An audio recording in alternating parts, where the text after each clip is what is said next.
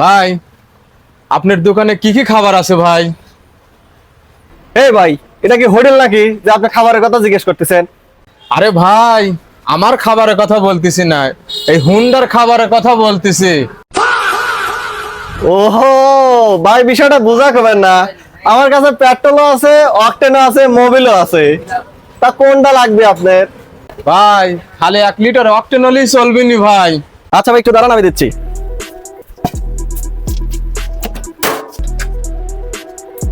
এই যে আপনার স্পেশাল খাবার। বুঝাই বললি পরে কত কিছুই হয়।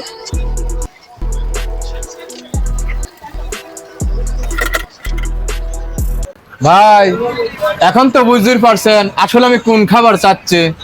ভাই, বহু খাবারের নাম শুনছি, বহু ধরন জানছি, কিন্তু আপনার এই আজগবি খাবার খাওয়ার স্টাইল কেউ আজ পর্যন্ত বলতে পারে নাই, আপনিই প্রথম। ভাই, ইডারও তো একটা জান আছে নাকি? ইডারও তো খাবার আছে।